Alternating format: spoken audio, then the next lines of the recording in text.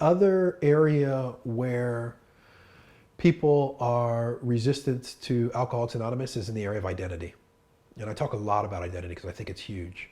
One of the things that's culturally normative, although not required in Alcoholics Anonymous, is to kind of raise your hand and say, "Hi, my name's Yeshaia, I'm an alcoholic."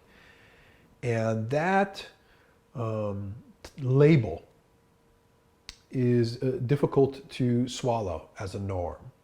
To think about myself in a way that I'm uncomfortable thinking about myself. I don't want to think about myself as an alcoholic. And I might have images or associations with the word recovery that I find corny or boring or cult-like or religious. So I often also don't want to identify as a person in recovery. You don't have to identify, but there's norms that make you feel like you have to. I personally think identifying as an alcoholic is a double-edged sword. I think it's important to do that to remember, because human beings are quick to forget their problems and go back to it. On the other hand, it can be wrapped up in a lot of shame for people. I try, when I'm being mindful, to use the term people suffering from addiction.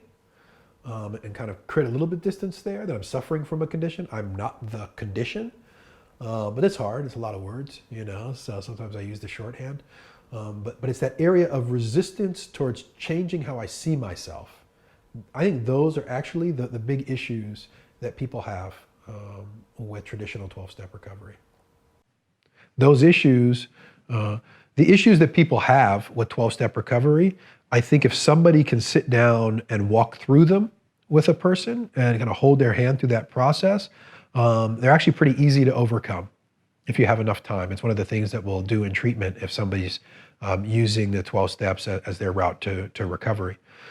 Because all of the areas that are challenging when we interface with the 12 steps are all the areas that people need to work on.